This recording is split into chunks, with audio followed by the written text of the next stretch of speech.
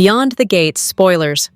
Over the next 2 weeks, December 15, 26, hint that Vernon Dupree will get called out, while Nicole Dupree will have a love dilemma, and fans should expect plenty of chaos as the new soap celebrates its first Christmas on the air.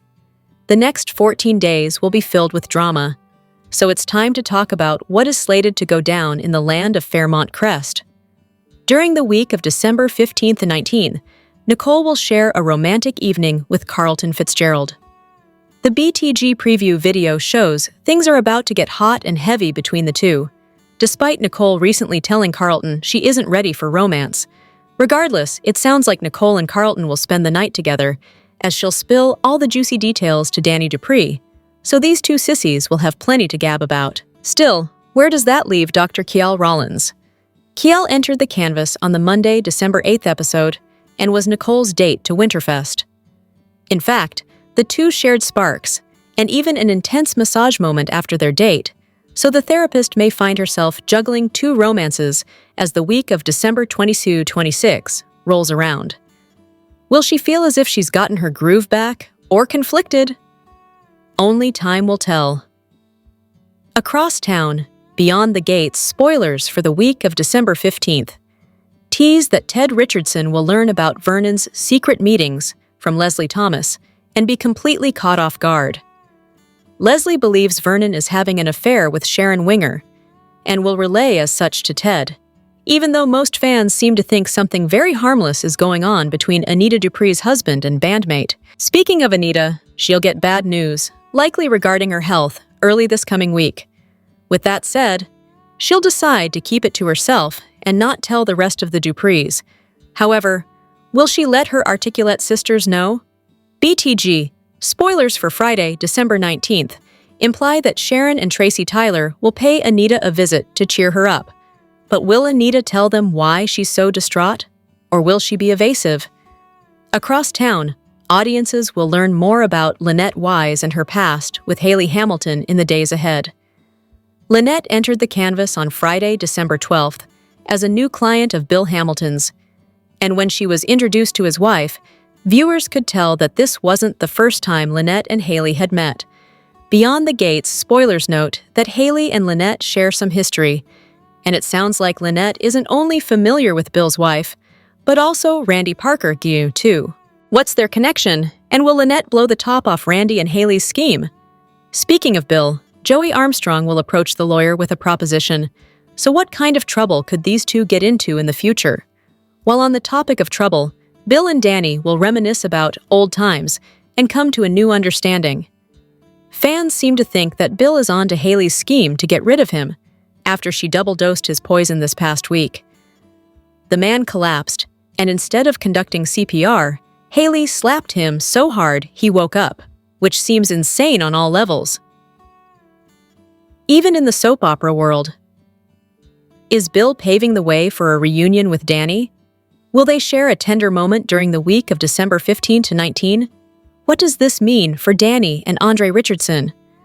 Fans can't help but feel as if Danny will break Andre's heart if Bill decides he wants her back. Elsewhere, Vanessa McBride will drop an emotional bombshell on Joey in the days ahead, so these two will continue to be on shaky ground.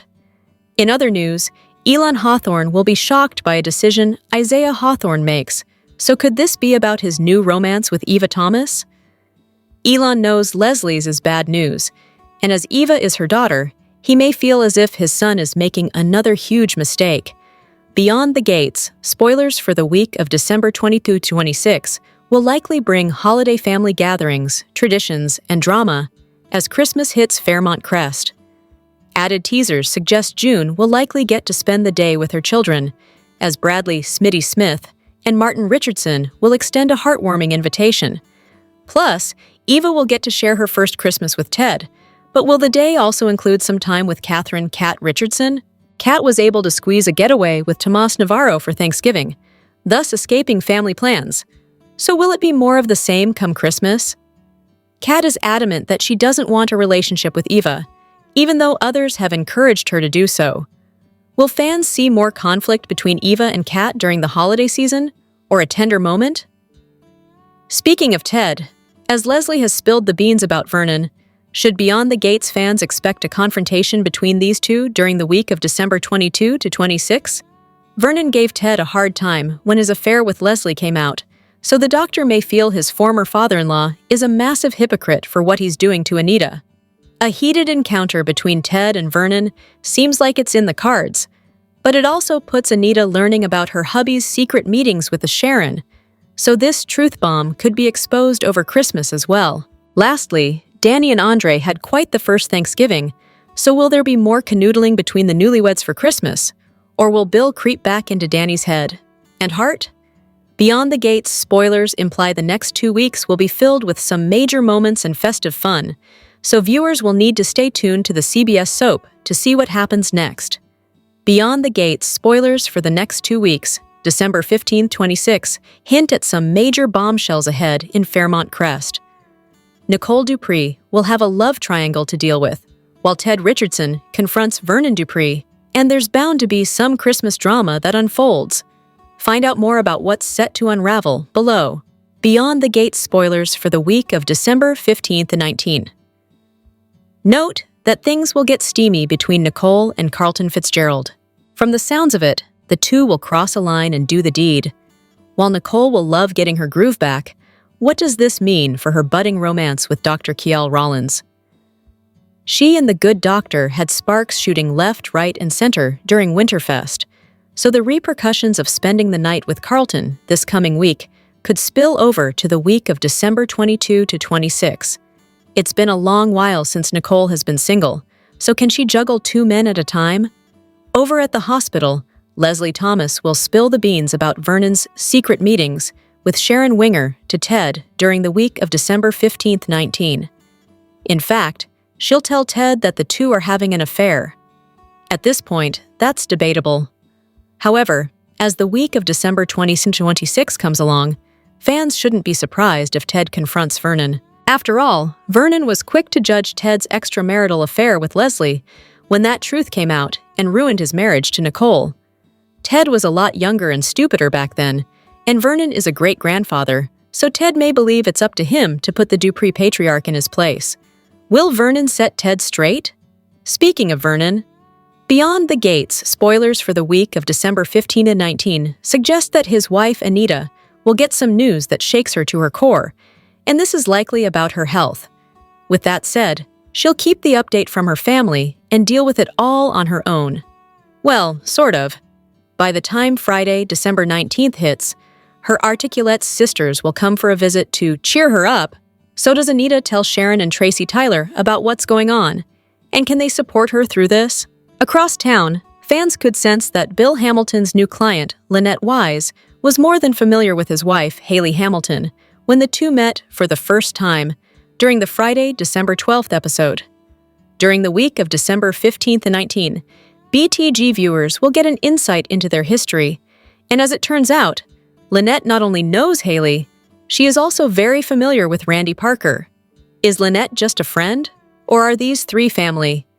Beyond the Gates spoilers for the week of December 20 to 26 remind fans that this is the first Christmas for audiences, and it's sure to be dramatic. Joey Armstrong and Vanessa McBride have always had an unorthodox way of celebrating holidays, so will the two do more of the same come Christmas? They had quite some clashes during the week of December 8 to 12, and are slated for more as of December 15th and 19, so there's also a good chance they don't make it to Christmas, and they spend the day without each other. Meanwhile, June will get a heartwarming invite the week of December 15th and 19th, so there's a good chance Bradley, Smitty Smith, and Martin Richardson will invite her over Christmas, much like they did on Thanksgiving. Meanwhile, Beyond the Gates spoilers for the week of December 15th and 19 also note that Isaiah Hawthorne shocks Elon Hawthorne with a decision he's made. Is this about his romance with Eva Thomas? Fans know Elon isn't fond of Leslie, so as Eva is her daughter, he may not approve of their romance. Will this affect Isaiah and Eva's Christmas plans? Speaking of Eva, her Christmas plans may be jam-packed, as she'll not only want to spend time with Ted, but also Leslie and Peaches.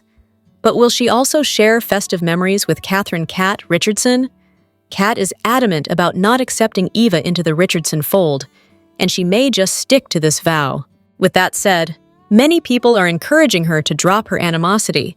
So will the holiday season inspire Kat to put her differences with Eva aside for the sake of her family?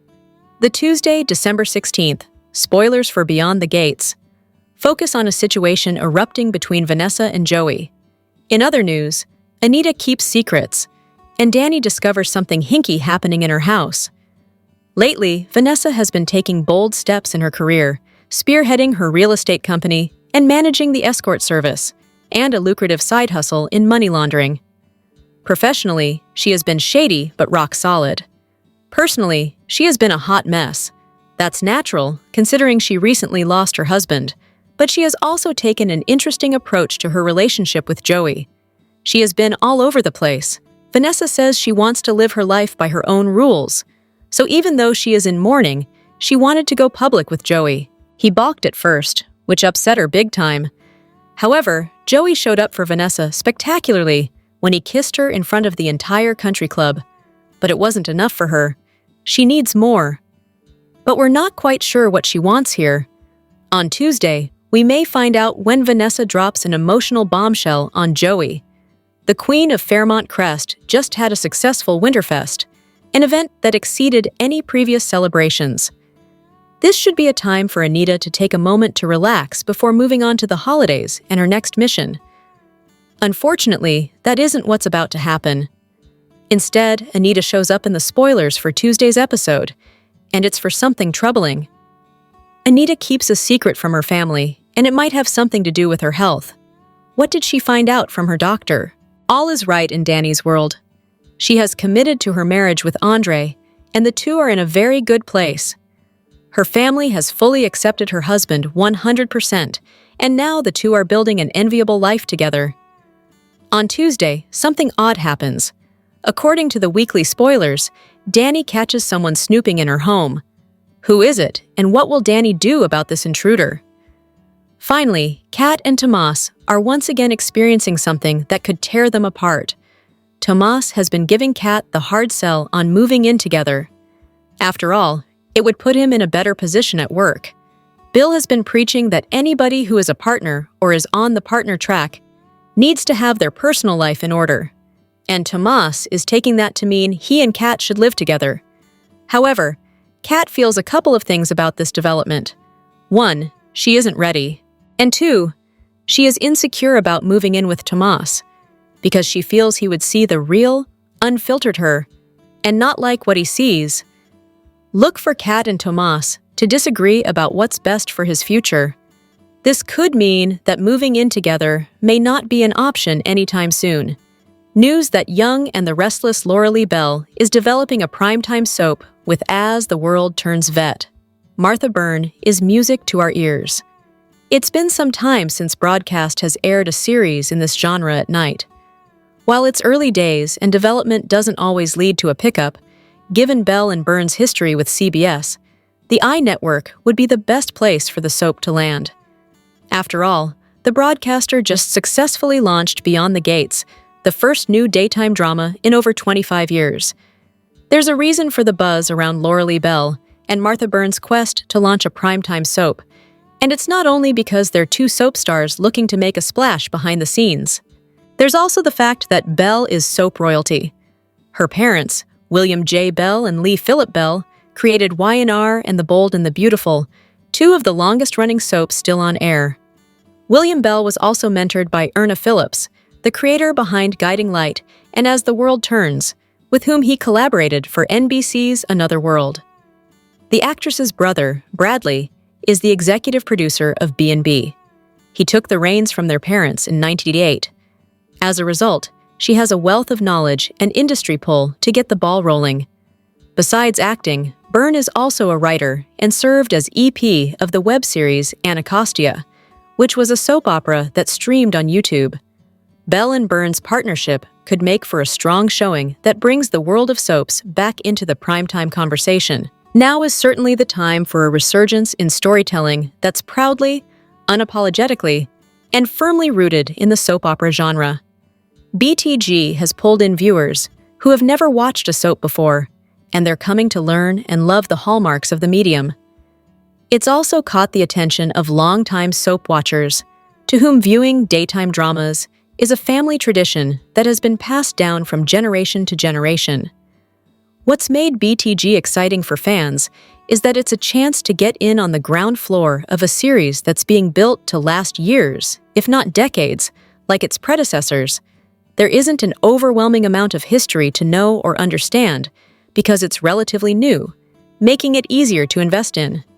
However, it still airs daily, Monday through Friday, which may be difficult for some viewers to keep up with.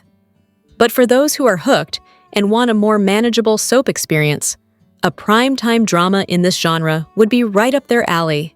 While people mock soap operas, it's rather telling that some of the most popular primetime series are full of the same tropes and melodrama that soap fans eat up with a spoon.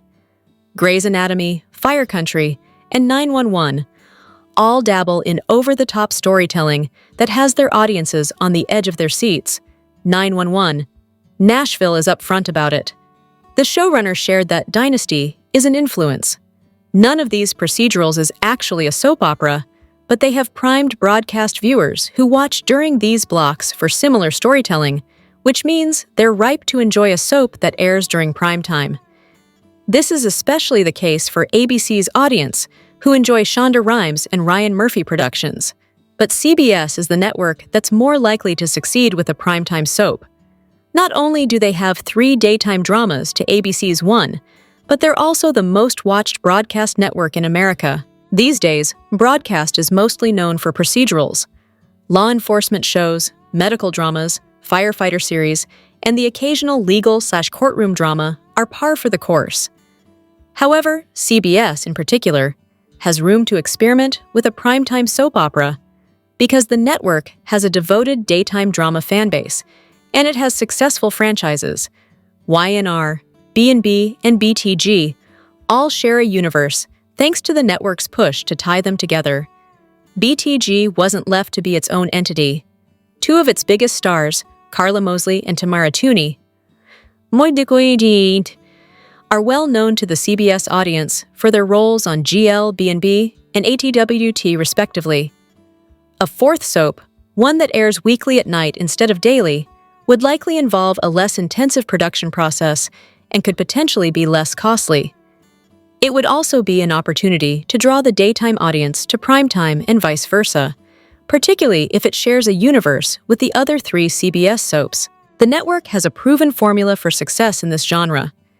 It stands to reason that they could try their hand in primetime with it and succeed again, especially if there's a strong story to dive into, and also because of the marketing strategy that could be shaped around it, involving its predecessors. We'll have to wait and see if and where Laura Lee Bell and Martha Burns' primetime soap gets picked up. Stay tuned to Soap Hub for more news and coverage. This week on Beyond the Gates, someone from Haley's past pops up in Bill's law office. She's his new client, and he has no idea that this woman knows his wife. Also, find out which recurring players are showing up to help or hinder your favorite BTG characters. Here are the latest comings and goings casting news for the week of December 15th, 19. That's actress Dominique Madison playing Bill's new client, Lynette Wise. As soon as Bill introduced Haley to Lynette during the Friday, December 12th episode, it was clear they knew each other. On Monday, December 15th, we should learn more about who Lynette is and her connection to the new Mrs. Hamilton. Does Lynette know about Haley and her con games? Jasmine Burke's June, once again, is back in action. On Wednesday, December 17th, she is expected to receive a heartwarming invitation. Additionally, Police Chief Elon Hawthorne and his estranged son, Isaiah, experience some Hawthorne family drama, which means BTG fans will see Malachi Malik and David Lummi Freebie for a midweek appearance. In more Wednesday news, Carlton is back in town after skipping out on Winterfest for a family emergency. Look for Robert Christopher Riley in scenes with Daphne du Plessis' Nicole, when Nicole and Carlton's indoor date heats up. Seems like we may be getting a love triangle between Nicole Carlton and Greg Vaughn's Dr. Kial Rollins. Meanwhile, on Thursday, Randy makes an appearance. He catches up with an old friend. Sounds like he's not the only cousin to have a connection with Lynette. Also on tap for Thursday, Detective Marcel Malone. He'll face an accusation from Leslie. On Friday, December 19th, Anita has the support of her fellow articulates, so Bonita Brisker and Tracy will be on hand. Arlie Michelle, who plays Peaches, will also be in this episode that ends the week. Peaches, who's ill, will have a bonding moment with Leslie, the woman she raised. Here are your spoilers for Beyond the Gates on Monday, December 15th, 2025. Anita receives a call that leaves her shaken, and Joey and Bill talk about Bill's future. In Monday's episode, Anita receives a call that leaves her shaken. This has got to be related to her hospital visits and tests, and an unwanted diagnosis would definitely have her shaken. But so would a call telling her that Vernon was having an affair. Both could be the thing that has Anita rocked and seeking answers, with spoilers showing Sharon telling Anita that she always puts her foot in her mouth, and Anita looking frosty. Oh my, is that what did it? The offices of Bill Hamilton Esquerchu have a new client, and Haley's reaction to seeing her was something to behold. In Monday's episode, a meeting between Haley and a new client at the firm hints at a shared past. Both Haley and Randy know this individual, Lynette, and nothing suggests this will make Haley's plan run any more smoothly. In Monday's episode, Bill receives an unexpected proposal about his future from Joey. Joey and Bill go way back, and their paths cross often. Joey likes shaving control and assets that he can call on, and having a high-powered attorney is always good to have around. Whatever proposal Joey has in mind, let's hope it's telling Bill about his wife, Haley, and Joey's employee, Randy. That could definitely throw a wolf in with the chickens. In Monday's episode, Vernon seeks out Andre's help. Unless it's a need for Andre's photographic skills, the only real help Andre can be is in matters that involve Danny. Andre can help Vernon with smoothing things over with her, or it could be making sure she doesn't find out about something, maybe like the rumors of an affair, which seem to be building momentum in this botanically pleasing Maryland suburb. It doesn't take much for word of an affair to spread like wildfire throughout Fairmont Crest. Just ask Ted Richardson. Are y'all ready to go beyond the gates? Winterfest came and went without much winter, while both Tomas and Madison got their move on in their relationships. Samantha was ready to change her name to Deb, while newcomer Kial massaged the facts, and Vanessa was severely dehydrated. Then, Haley stopped short of getting what she wanted, just in time to run into an apparently familiar face. Let's fill up those 2 scoops and find out what happened inside and outside the gates of Fairmont Crest. Was Paramount Plus product placement? Well, Jacob's quick mention was still better than the Danny/Andre Cascade tutorial over Thanksgiving. Let's cut right to it. Winterfest was sponsored by the letters M, E, and H. Meh. I'll admit I went into it with expectations based on 4 decades of soap watching. It's just that not even one of them came to pass. Here were the 3 biggies I predicted based on storyline trajectory. 1. Vernon would be outed as having an affair, only to sing a song, proving he's been taking voice lessons with Sharon instead of screwing her. 2. Bill would keel over from his constant poisoning while emceeing. 3. Leslie would get arrested in front of the entirety of Fairmont Crest. Okay, so those were my versions of where I thought the stories should go, and it's fine that they didn't, but no story really seemed to move at all. Traditionally, a big soap event worked up to for weeks culminates with heavy drama and significant moments that propel everything forward, with repercussions felt even a month or more down the road. With Winterfest, people were just kind of there. Sure, it was fun that Vanessa was so drunk over Joey standing her up that she stuck her tongue out at Leslie when Ted offered to take Van home. I'll grant that the air-clearing conversation between Ashley and Danny needed to happen, and Nicole had her blind date with the premiering Kial. Dr. Rollins even got a starter rivalry set up with Ted. But was any of it earth-shaking? Not really. What happened to all the hand-wringing about Leslie harassing Laura, to the point where Anita hired Marcel to run security? All Leslie did was bitch at Laura about a toy donation box overflowing. Leslie actually behaved, which was mentioned. Vernon had a private convo with Sharon that Leslie overheard. But did Leslie run to Anita? Nope.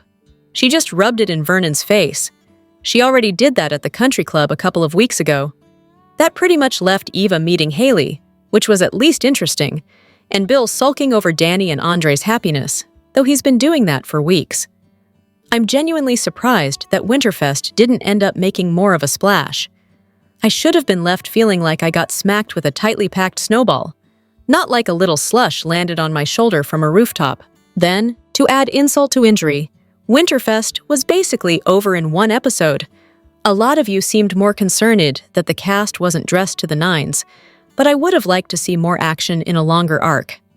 I know Gates is new-ish, but I know TPTB knows how to craft slam-bang events, so I wonder what happened there. Were y'all good with it, or did you feel as underwhelmed as I did? I can't believe how many of you guys thought Kenja was off the show simply because Madison hadn't been on for a while. Dude, she's a recurring character. She's not going to be on every day. So y'all got your wish for more Madison. But she and Chelsea continued in their anticlimactic tendency to have all their relationship stuff happen off-screen. What's up with that? First, Chelsea reaches out to Madison's mom out of frame. Then she and Madison have a tense Thanksgiving with her, and then we see the girlfriends rehashing their already happened fight for Kat and Tomas. When Bill obliquely talked some sense into his daughter's lady this week, Madison and Chelsea finally got together to talk things out by taking a walk we didn't get to see. Maybe it's no wonder people think Madison is in the rear view. She popped back up to chat with Chelsea about the chat they already had. It's not like we have to be witness to absolutely every moment on a show. Sometimes it's intriguing to skip a step and fill in the blanks later. But it's become a habit with Chelsea and Madison. Has the show lost faith in them? Have they gotten afraid to put them on because some unfortunately backwards viewers are still bitching about a lesbian couple being on TV in 2025? Madison got her better moment with Bill as she went over his blood test results with him, and they found nothing. So Randy is right that his guy delivered undetectable poison, or Bill would have red flagged all over the place. I did like that Madison, after taking care of business, opened up to Bill, and that he posited that his daughter was probably just trying to be polite to Willow in agreeing with her nonsensical remedies and medical ideas. Bill was also the catalyst for another couple's dance. This time it was Tomas, whose actions were based on Bill pushing for the junior lawyer to stabilize things with Kat to improve his chances of making partner. Kat surely has been getting on last nerves via her preoccupation with Eva, but I am finding myself fully Team Kat regarding Tomas's request for them to live together. Kat's right. It is sudden. And yes, they haven't been together that long. This is Kat's first romance, and she and Tomas have already made so many missteps. I don't blame her for wanting to breathe and take the time to get things right. I don't want to pressure you, Tomas said, pressuring her while making his case for cohabitation. I might feel better about it if I didn't know he was bucking for career advancement more than actually wanting to share a home with his girl. Let's not forget that Kat only took Tomas back after he slept with Eva because she didn't want Eva to win. That's love there, ain't it?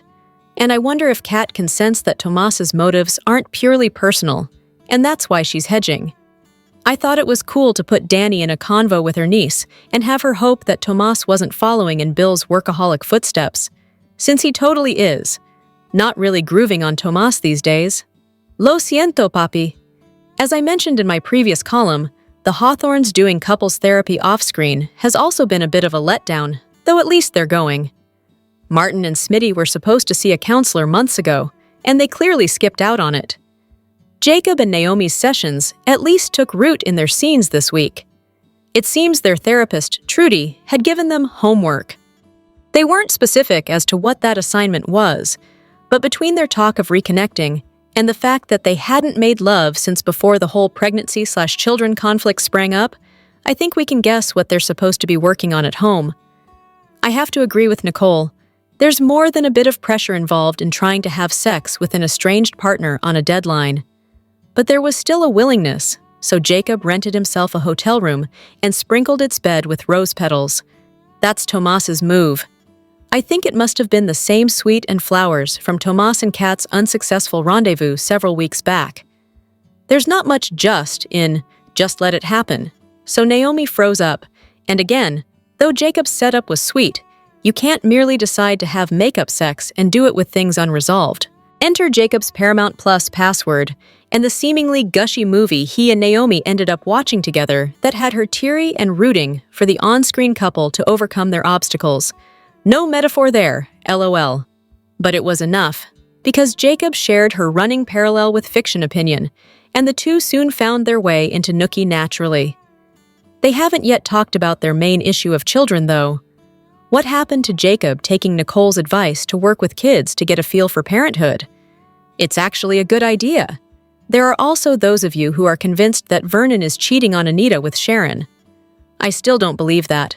But when Vern didn't sing at Winterfest, I had to wonder. At the event, he told Sharon that he couldn't do it right then and there, not when it would be so cruel to Anita. The next day, Vernon invited someone over, telling them they could do it right there in the living room. Danny almost ruined her father's plans by showing up at the Dupree manse, making sure to squeeze in that lots of women had thrown themselves at the former senator. Even other articulates. But once again, psyche! Anita walked into a meal flown in from New Orleans restaurant Dookie Chase. Anita contributed to the laying on of thickness by winking that most men weren't as thoughtful as Vernon had been unless they were in the doghouse. Look, it's time to defecate or get off the receptacle here. Either Vernon is having an affair or he isn't. The innuendos and fake-outs were cute the first couple of weeks, but it's getting tired now. Thankfully, Christmas is almost here, and if Vernon didn't sing at Winterfest, he can at least belt one out for the holiday and wrap this up. See what I did there? Samantha's grounding is over. Yay! I'll admit it was actually pretty cool for the show to keep up with that arc as long as it did. They could have easily set Sam free after 1 or 2 episodes. And she's got her phone back. Double yay? I know teens are super glued to their devices, but it's a little scary to see for myself just how dependent they are on them. She's also still looking into getting the free clinic she conceived of started, but her next evident storyline is already not clicking with me.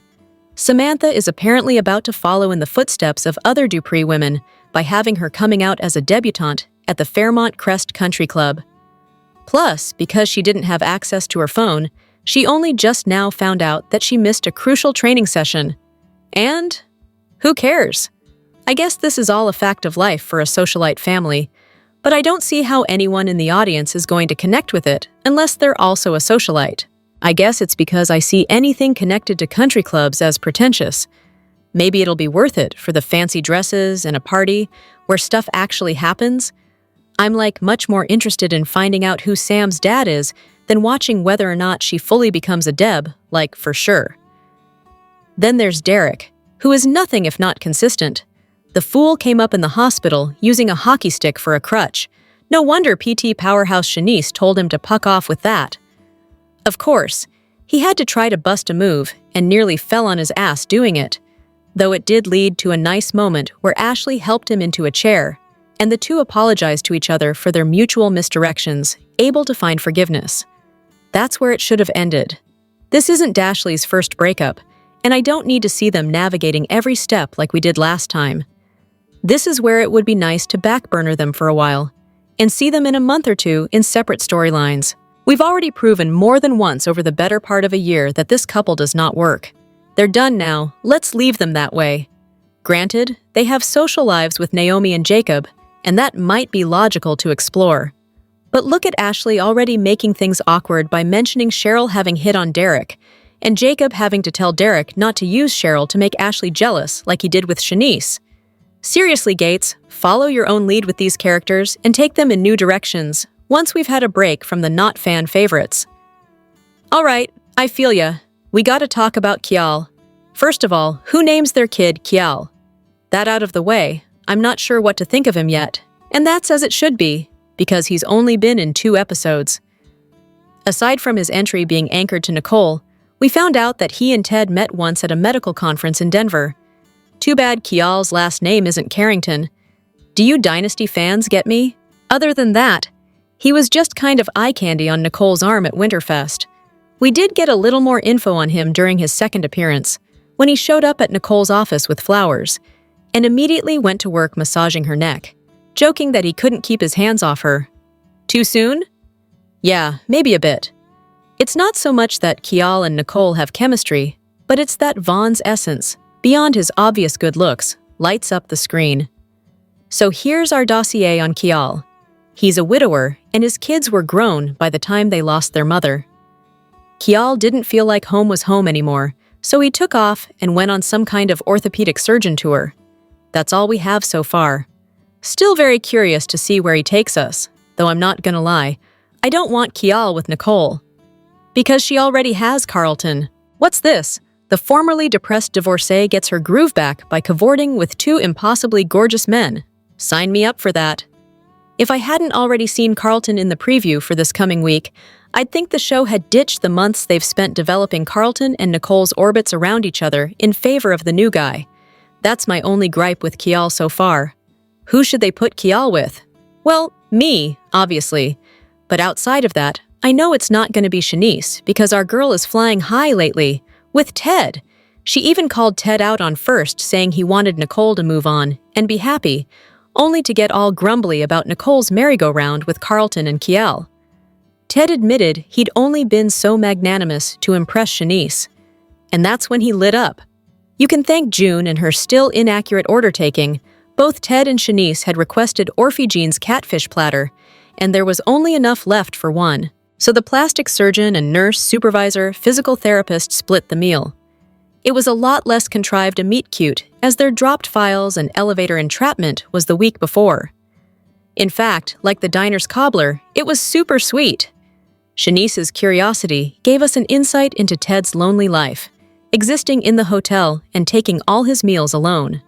I didn't think Keith as Ted had chemistry with Nicole, but he does with Shanice in spades. And you know you're getting Shanice where she lives when even Ashley can silence her by noticing how into Ted she seems. I'm genuinely getting excited to see a Denise thing form, and to see Shanice wiping the floor with a jealous Leslie.